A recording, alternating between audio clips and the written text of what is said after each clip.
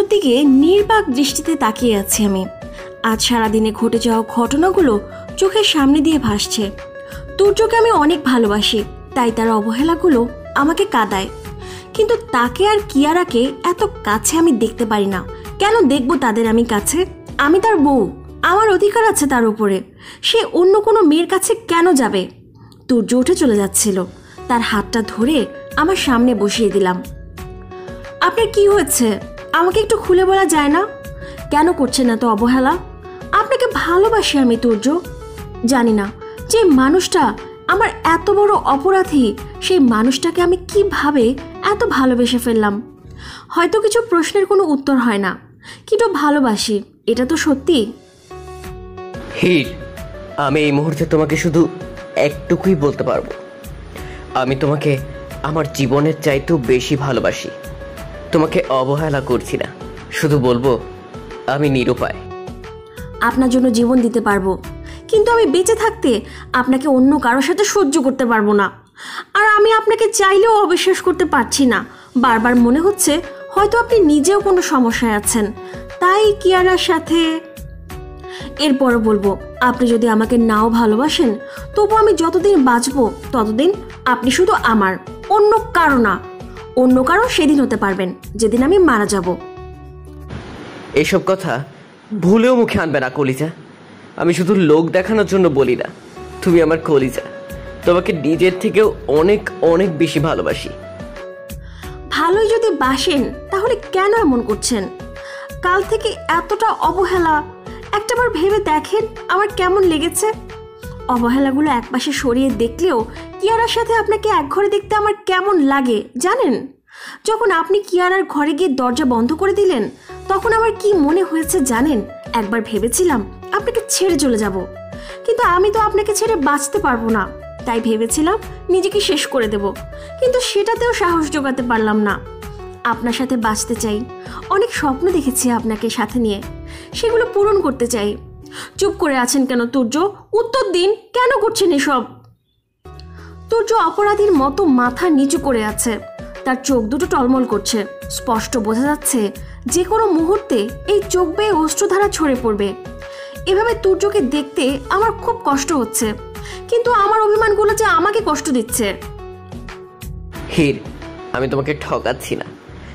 এখন আমি এমন একটা পরিস্থিতিতে আছি যে আমি তোমাকে কিছুই বলতে পারছি না, কিন্তু বিশ্বাস করো, আমি তোমাকে ধোঁকা দেওয়ার কথা স্বপ্নেও চিন্তা করতে পারি না।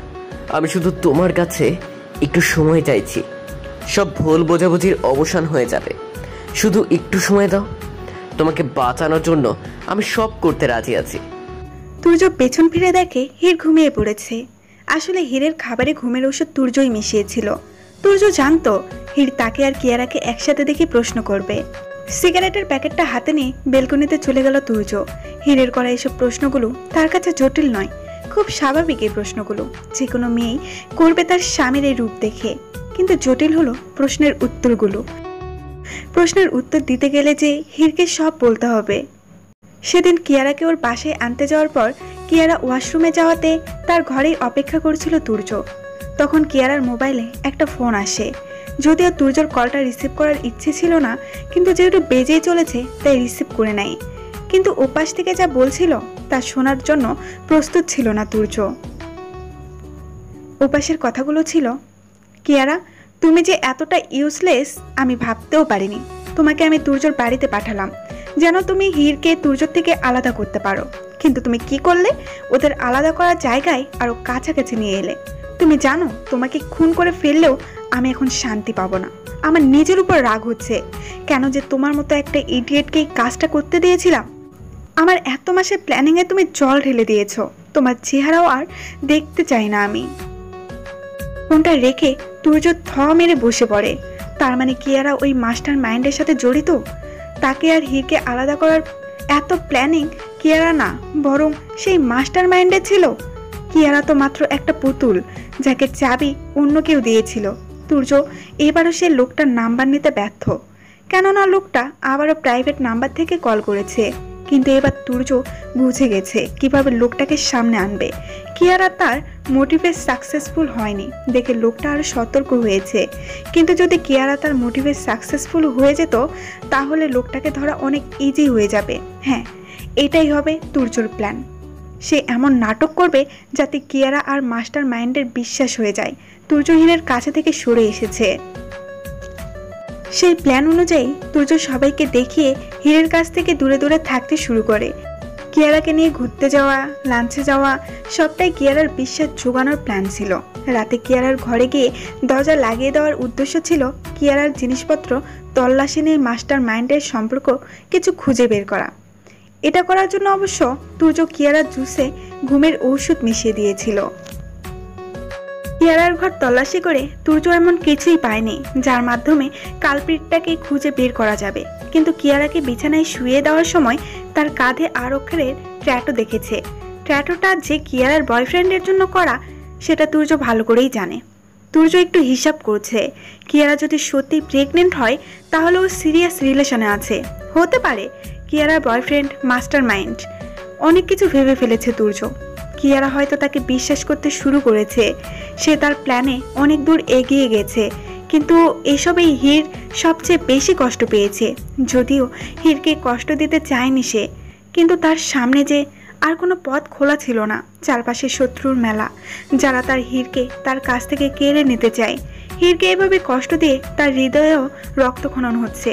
হীরের চোখের পানিগুলো সে তুর্যকে দেখাতে পারছে, কিন্তু তুর্য তার কষ্টগুলো কাকে বোঝাবে? আর অল্প একটু অপেক্ষা, তারপর হীর আর তুর্যর মধ্যে কোনো দূরত্ব থাকবে না। শেষ নিঃশ্বাস পর্যন্ত তারা একসাথে থাকবে। 4-5টা সিগারেট অবশেষে মেঝেতে পড়ে আছে। ইদানিং তুর্য একটু বেশি স্মোক করে, কিন্তু এইটা নিয়ে তাকে বকাঝকা করার মতো কেউই নেই। কয়েক মাস আগেই হীর আর এখনকার হীরের মধ্যে আকাশ পাতাল তফাৎ। তুর্য জানে হীরকে ড্রাগসগুলো দেওয়াতে তার ব্রেনে আগের যে অনেক স্লো আর ড্যামেজ হয়েছে। এতে যদিও হীরের কোনো দোষ নেই, কিন্তু তার সেই আগের দুষ্ট প্রাণবস্ত হীরকে ফিরে পেতে ইচ্ছে হয়। আগের হীর কথায় কথায় ঝগড়া খুনসুটি করত, আর এখনকার হীর ভীতু। সময় মানুষকে বদলে দেয়, তবুও হীরকে ভালোবেসে তুর্য। হাতে থাকা সিগারেটটা ফেলে দিয়ে তুর্য ঘরে চলে গেল। প্রতিদিনকার মতো হীরের কপালে গালে আদরের পরশ বুলিয়ে দিয়ে তাকে আষ্টে পিষ্টে জড়িয়ে ঘুমিয়ে পড়ল। পরদিন সকালে ঘুম থেকে উঠে দেখি তুর্য আমাকে জড়িয়ে ধরে ঘুমিয়ে আছে। কত নিষ্পাপ এই চেহারাটা! কেন যেন মনে হয় না জানি কত কষ্ট লুকিয়ে রেখেছে এই ফর্সা মুখটার গভীরে। তুর্যর দিকে বেশিক্ষণ তাকিয়ে থাকতে পারি না আমি। নিজের অজান্তেই আমার চোখ ভরে আসে। কিন্তু আমি এসব কেন ভাবছি? লোকটা একটা আস্ত খচ্চর, শাকচুন্নি, অ্যানাকোন্ডা। আমায় এত কষ্ট দেয়, এত কাঁদায়, তবু যে কেন এত ভালোবাসি তাকে। তুর্যর দিকে কিছুক্ষণ তাকিয়ে থেকে তাকে নিজের উপর থেকে সরিয়ে ওয়াশরুমে চলে গেলাম। ফ্রেশ হয়ে নিচে যেতেই আব্বু আম্মুর কথা শুনতে পেলাম। তারা রুহানের সাথে তাফসির বিয়ে দিতে চায়। রুহানকে আমার পছন্দ ছিল না, কিন্তু সেদিন নিজের মুখে সব স্বীকার করে নেওয়াতে এখন অবশ্য তেমন সমস্যা নেই। ভুল তো মানুষই করে, রুহানও করেছিল। সে তার ভুল বুঝতে পেরেছে, সেটাই অনেক। খাবারের টেবিলে সবাই এসে গেছে, কিন্তু তাফসি এখনো আসেনি। তাফসিকে ডাকতে গিয়ে দেখে বালিশে মুখ গুজে কাঁদছে সে। এই বাড়িতে আসার পর থেকে তাফসিকে একবারের জন্য কাঁদতে দেখিনি আমি। এত হাস্যোজ্জ্বল চঞ্চল মেয়েটার হঠাৎ কি এমন হলো? তাফসি, কি হয়েছে তোমার? কাঁদছো কেন? ভাবি, আমি রোহান ভাইকে বিয়ে করতে চাই না। তাকে আমি সবসময় তুর্য ভাইয়ার মতোই দেখেছি। আমি তাকে বিয়ে করতে পারবো না। আরে সব ঠিক আছে তাফসি, কিন্তু রুহান ভাইয়ার ছেলে হিসেবে খারাপ নয়, আর সাকসেসফুলও বটে। আর আব্বু আম্মু রাজি আছেন এখানে। কিন্তু আমি রাজি নই ভাবি। আমি ওনাকে ছাড়া আর কাউকে স্বামী হিসেবে মানতে পারবো না। কি বলছো? কাকে ছাড়া? তুমি কি কাউকে ভালোবাসো? ভাবি, আমি জানি না এটা ভালোবাসা নাকি অন্য কিছু, কিন্তু বিশ্বাস করো, তাকে ছাড়া আর কিছু ভাবতেই পারি না আমি। এই অবস্থায় স্বামী হিসেবেও তাকে ছাড়া অন্য কাউকে ভাবতে পারবো না। কার কথা বলছো? তোমার ভাই রায়ান, তার কথা বলছি। সেদিন বাসায় তাকে দেখার পর থেকে এক মুহূর্তের জন্য ভুলতে পারিনি তাকে। ভাবি, তুমি একটু বোঝাও না তোমার ভাইকে আমাকে বিয়ে করার জন্য। রায়ান ভাই? কিন্তু রায়ান ভাই কি রাজি হবে? তুমি বলে ঠিক রাজি হবে, তোমাকে অনেক ভালোবাসে, উনি তোমার কথা ফেলতে পারবে না। সেটাই তো সমস্যা, রায়ান ভাই আমাকে ভালোবাসে, আমি কিভাবে বলবো এই কথাগুলো তাকে? মনে মনে বললাম কথাগুলো। কি ভাবছো ভাবি, বলো না, তুমি কথা বলবে রায়ানের সাথে? আচ্ছা তুমি কেঁদো না, আমি দেখি কি করা যায়, এসো খাবার খেয়ে নাও। তাফসি আমাকে মহা ঝামেলায় ফেলে দিল। রায়ান ভাইকে কিভাবে রাজি করাবো আমি? আজকেও কিয়ারা তুর্যর সাথে বেরিয়ে গেল। আমার চোখের পানি কোনো মূল্যই নেই এই লোকটার কাছে। এই লোকটা আসলে একটা খচ্চর, আর ওই কিয়ারা একটা পেতনি। এই পেতনিটাকে উচিত শিক্ষা দিতেই হবে। পরে স্বামীর দিকে নজর দেওয়া, তাই না? আসো চাঁদ, আজকে তুমি বাড়িতে আসো। তাপসি রায়ানের ছবি দিকে মুগ্ধ দৃষ্টিতে তাকিয়ে আছে। তখনই রায়ানের আইডি থেকে মেসেঞ্জারে কল এলো তাপসির মোবাইলে। হ্যালো, তাপসি চৌধুরী বলছেন? জি, আপনি আমাকে ফোন করেছেন, সত্যি নিজেকে ধন্য মনে হচ্ছে। ফোন না করে উপায় আছে? আপনি আমার ডিপিতে লাভ রিঅ্যাক্ট দেয় মেয়েদের বকাঝকা কেন করেছেন? ওহো, ও তো ওই মেয়েদের হয়ে সাপাই গাওয়া হচ্ছে, তাই না? ওই মেয়েগুলো এত ছেঁচড়া কেন? অন্যের বয়ফ্রেন্ডের ডিপিতে লাভ রিকোয়েস্ট দেয় কেন? আমি ওদের সামনে পেলে ওদের ন্যাড়া করে গাদার পিঠে চড়ে ঘোরাতাম। হোয়াট? স্যাসটা ওরা না, স্যাসটা তুমি। ওরা আমার কাজিন, কলিগ, রিলেটিভ ছিল। আর তুমি ওদেরকে বলেছো আমি তোমার বয়ফ্রেন্ড। তুমি আমার বয়ফ্রেন্ড কেন হতে যাবা? তুমি আমার স্বামী হবা কয়দিন পর। তখন তোমার ডিপিতে একটাই লাভ থাকবে, ওটা তোমার বউ, মানে আমার থাকবে। এই মেয়ে, তুমি কি পাবনা থেকে পালিয়ে এসেছো? না, কিন্তু তোমার বউ আমি হব, দেখে নিও। রায়ান তাপসির পাগলামির সাথে না পেরে কলটা কেটে দিল।